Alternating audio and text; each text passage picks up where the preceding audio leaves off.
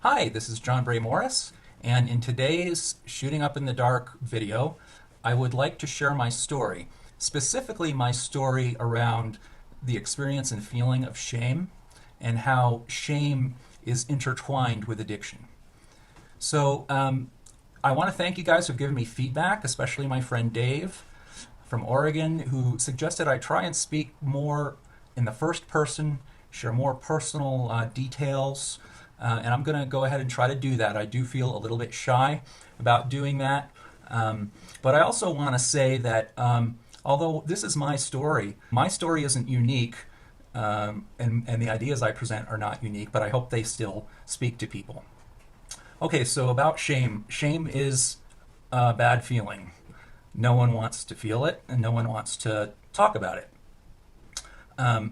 And the way shame relates to addiction is many ways, but at least for me, addiction is all about feelings, about painful feelings, human pain, mental and emotional pain, personal pain, even existential pain, which we share with all human brothers and sisters. And addiction, certainly in my experience, is all about feelings, numbing or distracting from all that hurts to feel. For people like me, a drug was initially very effective for managing feelings. And there's all kinds of habits, substances, behaviors that different people we use to cope and take the edge off or to balance out the negative things in our life. These aren't necessarily all bad, and they don't necessarily rise to the level of addiction, at least not at first. But we know that addictions of many different kinds exist and are a very real force, a very real phenomenon. And really, even for a person who does not have any addiction issues, shame is a harmful thing. And it can only be a good thing to try and understand it and to write it. So I hope that makes this video applicable to just about everyone. When I take an inventory of all the different negative or painful emotions I'm capable of feeling, they all seem to fit into one of four categories. Fear, which is a big one, anger, sadness, or shame. So what is shame? Shame is a belief or painful emotion that one at their core is defective or inadequate, that that my essence or identity, who I am, is a bad person. Okay, so it's very much like owning not that I've just done a bad thing, but that I'm bad. And so that distinguishes it from guilt. Guilt is a feeling of responsibility for doing a particular negative or destructive action or harming someone else, and feeling regret and responsibility for that behavior. And guilt itself can be appropriate, but much of it is manufactured. We tend to do that. For example, take on responsibility for another person's feelings or actions when we have no control over those things, no influence over how they behave. What happens a lot is that guilt turns into shame when it's not resolved by forgiveness or by a realization of one's innocence. It becomes internalized and amplified. Shame is deeper. Okay, it's a sense of humiliation, self-reproach, self-incrimination, self-hate. Not about an action or an event or even a habit, but about who you are, about who I am. Shame says who you are is a problem. When I hold on to my mistakes, my imperfections, or any kind of deficiency or negativity, what happens is that shame then defines who I am. And I believe that what I am is shameful. And of course, this happens consciously and unconsciously, but it happens primarily unconsciously. A person in shame feels unloved, unlovable, unacceptable, judges themselves as fundamentally bad or otherwise negative in their character.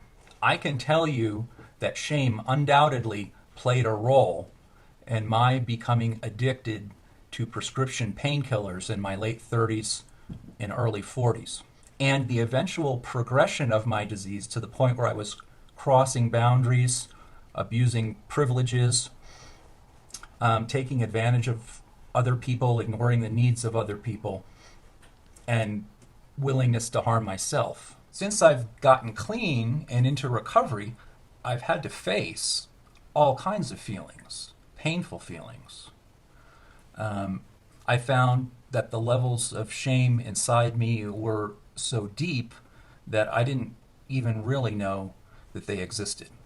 So the miracle, if you will, in all of this, in the process of recovery, with my determined participation and willingness to learn, is bringing shame into the light. So I'm aware of how it controls my thinking and tries to influence every decision that I make. So I often speak about the voices in my head, which we all have. They are chattering constantly, which is why most of us can never stop thinking. There are two of them, as I understand it.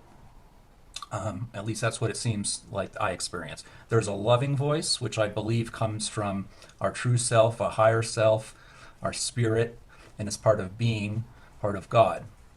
And there's also the voice of ego, or the ego mind, which is the little me, my story, my mostly negative story of inferiority, victimization, and suffering. That's where shame is created and amplified. The ego mind's voice is constant and controls the vast majority of my thinking when I'm not aware of it. I had to practice listening and watching before I could realize the pervasiveness and power of it in my thoughts and how it influenced my feelings. I know that I've been really blessed in life in so many ways, but the truth is that my mind and my thoughts over the years have been dominated by self-criticism, condemnation, judgment, self-hate, punishment, the belief that I was alone, the belief that I was cursed, and basically a bad person. And although most of that was subconscious, I was also somewhat aware of that and really held it as a secret. I guess you can say that I'm ashamed of my shame. So this kind of thinking is the normal or usual MO of my ego mind. I say normal because it's always there and it seems to be there in everybody. Now today I no longer consider my ego mind to be my most true essential self, and I no longer think of my ego mind as normal, because when I really look at it, what it's actually saying, I mean, see it for what it is. It's lies and all manner of insanity in what the voice of the ego mind says to me. And it's clearly not my friend. And the word shame aptly describes much of my experience, my emotions, even my beliefs, which arise from this constant insane thinking. Okay, so now into this enters addiction. I became addicted initially to prescribed opioid painkillers and took them for several years at a low to moderate dose under the care of a physician. But along the way, I became dependent and eventually abused them and then became addicted to them. I later hit a point at which these pills were no longer working. I progressed to stronger opioids, injecting in a life which was out of control and completely dominated by my addiction. But even before I was addicted physically or thought obsessively about my pills, I was hooked. I was hooked because for me, the initial effect of the opioids seemed miraculous in its effect on my mind and feelings. After a pill, my mind wouldn't ravenously consume any positive thoughts or feelings. It relented. And with that came a sense of freedom. And even more strikingly, my feelings and emotions were radically altered. It was if I wasn't capable of feeling anything painful. The painkillers work on physical pain, but they work on the brain. And for a lot of people, not necessarily everyone, I think it's actually a minority of us, but the opioid effect on the brain really affects other kinds of pain, pain of the mind, pain of the heart that we feel. So all of my shame, with its constant criticism and punishment and condemnation, was muted. It was an answer to my shame. I also felt far less anger, fear, irritation. Basically, what it felt like is that I could live with myself. So maybe this description can help some people understand why their loved one or anyone else has such a difficult time with drug addiction, and specifically with opioid addiction. Now, if all of what I just described about the initial effects of the drug, if that sounds too good to be true, that's because it is too good to be true. Addiction, or the object of addiction, by its very nature, feels like a powerful solution or even the answer sought by humans for the problem of suffering initially, and that's a lot of what the seduction of it is about, especially for those prone by genetics or whatever other factors to experience a drug like an opioid so dramatically. But the thing is that eventually addiction always starts causing consequences and problems.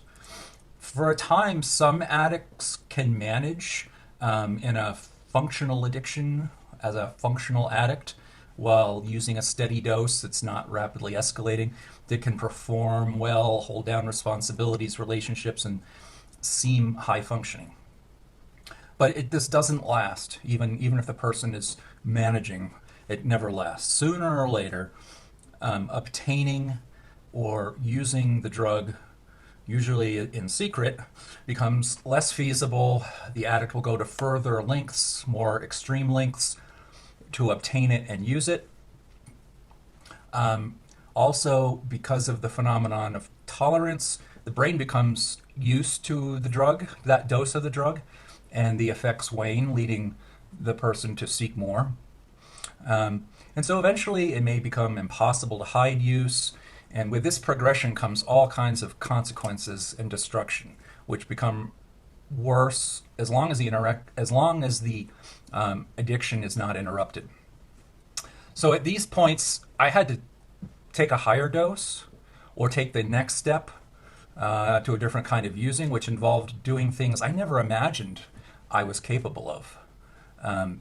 But that's what I had to do in order to get enough relief and stay out of withdrawal. And as controlling my feelings with drugs became more and more important, the drug felt like an absolute necessity.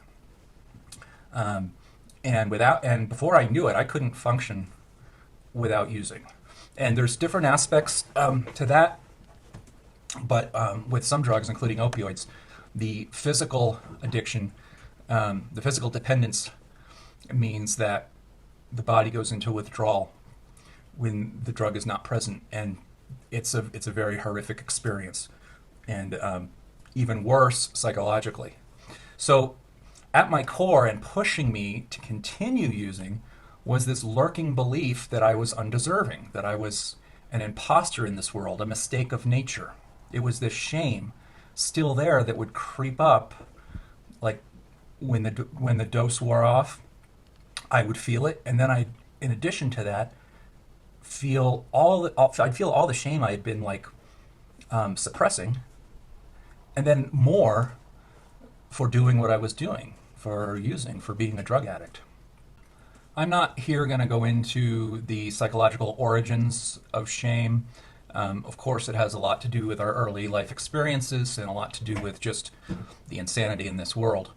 But pretty much everyone experiences it, and pretty much everyone suffers from it. And so it makes sense that people want to try and find ways to not feel it.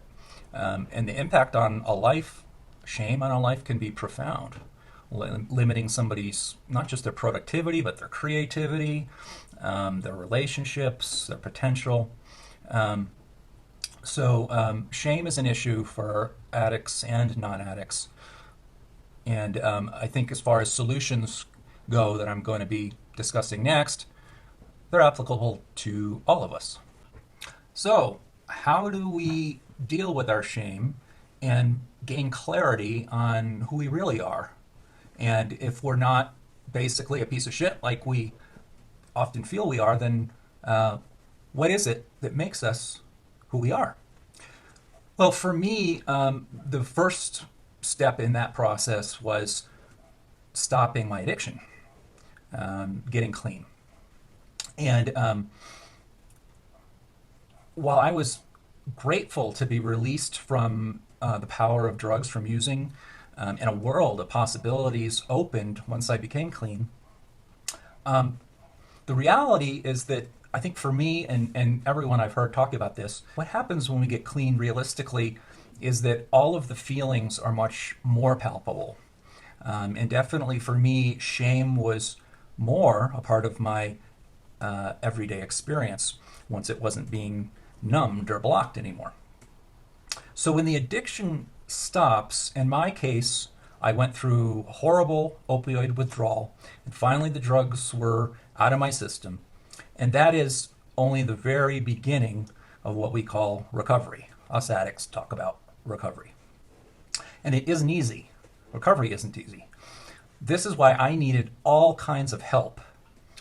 My story demonstrates a lot of good fortune, or being blessed again, because in a few ways. First of all, I was able to go to a 90-day residential treatment center for drugs and alcohol, and I learned a lot and gained a lot of tools for maintaining sobriety and for how to recover. And recovery is what we people, us addicts and alcoholics and others in this process, call the process of really digging down in the roots of why we became addicted. And really the goal is deep, fundamental, really radical change in our thinking and in our beliefs. And addressing shame is a significant part of that. So yes, I still experience shame today at times, but it's far less pervasive and powerful, and I'm more aware of it when it occurs, and I can counter it. I don't claim to have all the answers for everyone, but I do know there are answers, and I can just share what happened with me. So the first thing that had to happen was I had to get the drugs out of my system. I had to get clean or sober. We use those words. I use those words interchangeably, clean and sober. And this itself is very, very difficult. I mean, obviously, a lot of drug addicts can't stop, and I couldn't have stopped either without a whole lot of help. One of the most basic goals of recovery, and certainly my experience in 12-step recovery, is learning to be responsible, taking responsibility for my wrongs and trying to right them, but at the same time to let go of shame and find my real identity, my true identity, to forgive myself and love myself. I have to do that before I can give that to others. And so, in a strange way, addiction can be a fast track, if you will, to dealing with our most fundamental questions, our existential, spiritual questions. That's been my experience. And for me, I've been learning that my true identity isn't necessarily what I do or think or say or what anyone else thinks or says about me. My true identity is much bigger than that. It has to do with the transcendent, with the spiritual, and what connects me to you and to everyone else as neither better than or worse than, and just finding my fundamental goodness and living it. And that's a daily process. And for those interested in that process, I can share what worked for me more than anything else was actively engaging in and participating in a 12-step program and process.